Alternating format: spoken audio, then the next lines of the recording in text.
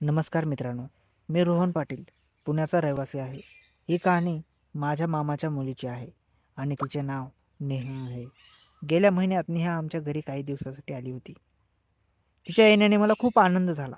मला वाटले, बऱ्याच दिवसांनी नेहाच्या व्यक्तिमत्त्वाचा अनुभव घेता येईल.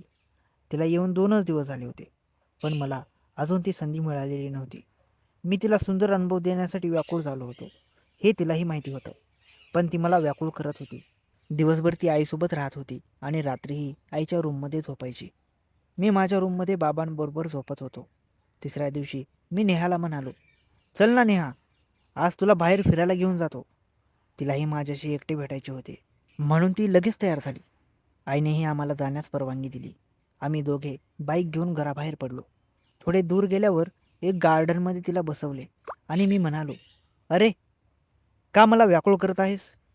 सांग तरी काय हवंय तुला?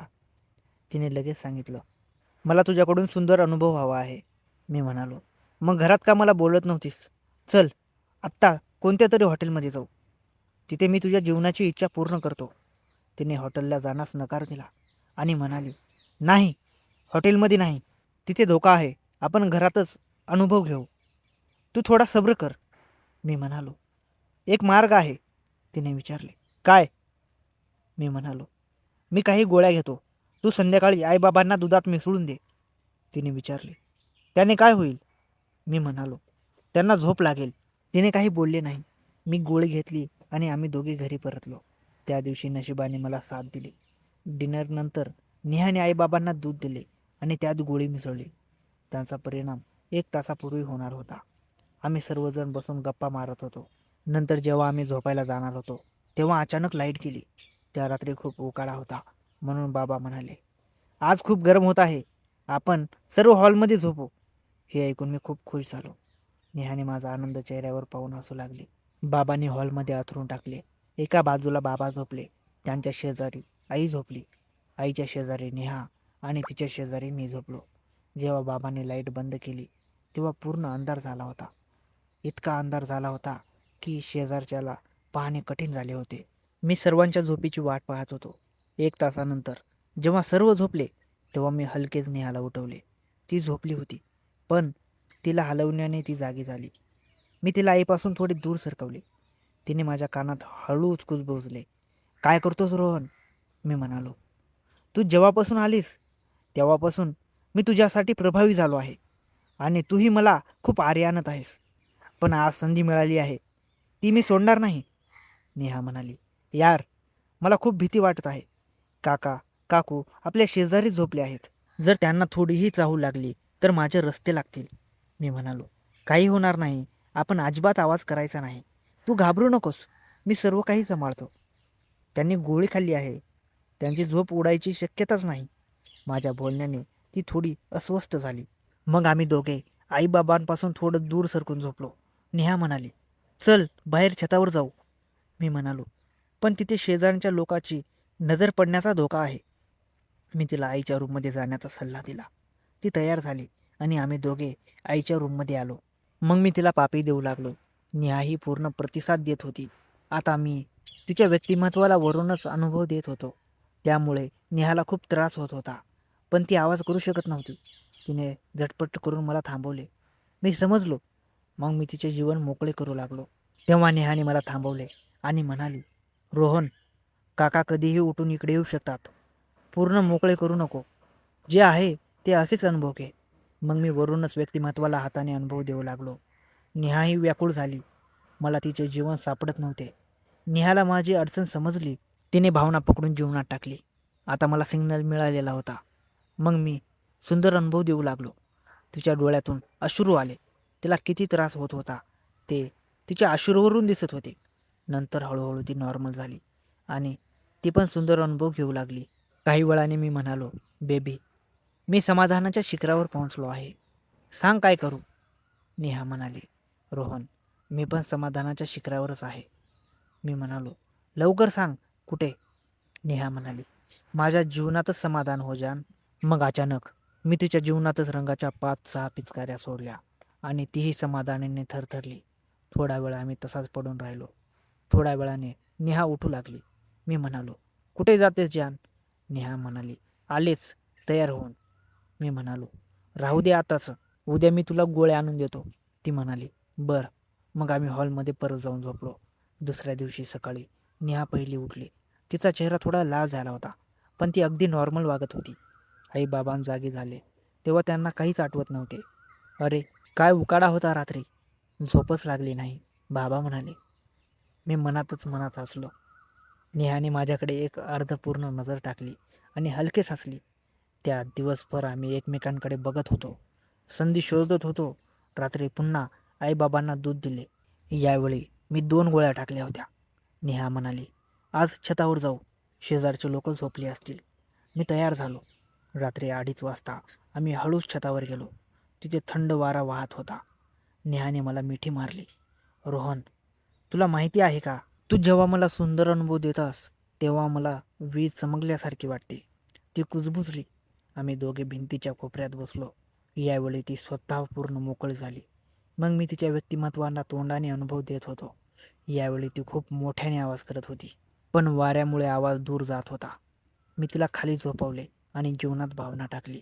आम्ही दोघेही वेड्यासारखे सुंदर अनुभव घेत होतो. 2 वेळा ती थरथरली. मीही जीवनातच रंगाच्या 10-12 पिचकाऱ्या सोडल्या. आम्ही तासभर तसेच पडून राहिलो. तिच्या डोळ्यात प्रेम दिसत होते. पुढचे 3-4 दिवस आम्ही असेच चालू ठेवले. कधी गार्डनमध्ये, कधी छतावर, कधी आईच्या रूममध्ये. नेहा आता पूर्णपणे माझी झाली होती. ती म्हणायची, मी पुण्याला परत जाणार नाही, इथेच राहीन तुझ्यासोबत. मीही मनात प्लॅन करत होतो की कशी तिला लग्नासाठी तयार करायचे. शेवटच्या दिवस नेहा परत जाणार होती. आम्ही शेवटचा अनुभव घेण्यासाठी आईबाबांना पुन्हा दूध दिले. पण यावेळी मी फक्त एक गोळी टाकली नाही. आम्ही नेहाच्या रूममध्ये गेलो. ती म्हणाली, आज तू मला पूर्णपणे समाधानाच्या शिखरावर सोड. पुन्हा आम्ही सुंदर अनुभव घेऊ लागलो. शेवटी आम्ही दोघेही थकून पडलो. तेव्हा नेहा हलकेच हसली आणि म्हणाली, रोहन, एक गोष्ट सांगू? मी म्हणालो, सांग ना जान. ती उठली, तयार होऊ लागली आणि शांत स्वरात म्हणाली, त्या गोळ्या, मी त्यांना दिलेल्या गोळ्या नव्हत्या. आईबाबांना कधी झोप लागली नव्हती. ते जागे होते आणि त्यांनी सगळं पाहिलं आहे. माझे मन गोठले. काय म्हणतेस तू? नेहा हसत हसत म्हणाली, काका काकूंच्या इच्छेनुसार मी इथे आले होते, तुला सुधरविण्यासाठी. तू गेल्या 3 वर्षात खूप बदलला होतास, हे आम्हाला माहिती आहे. मी तुझी थेरपी करण्यासाठी आले आहे आणि तू स्वतःच सापडलास. दरवाजा उघडला. काका आणि काकू आत आले. काका शांत स्वरात म्हणाले, बेटा बस.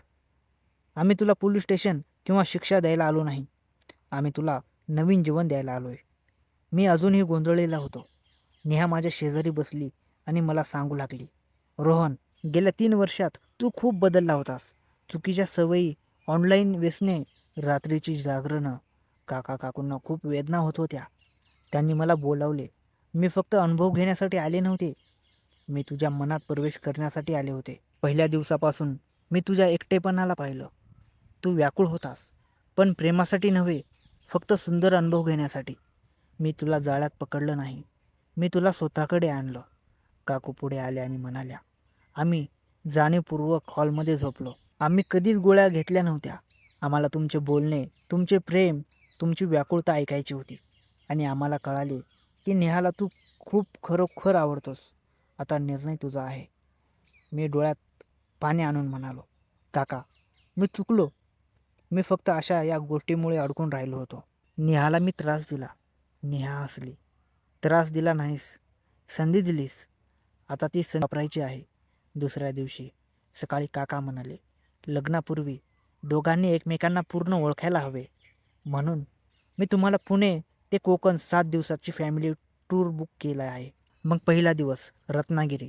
आम्ही समुद्रकिनाऱ्यात बसलो.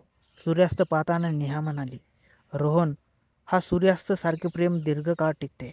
मी तिच्या हातात हात घेतला आणि पहिल्यांदाच मनापासून म्हणालो, मला तुझ्यासोबत आयुष्य जगायचे आहे.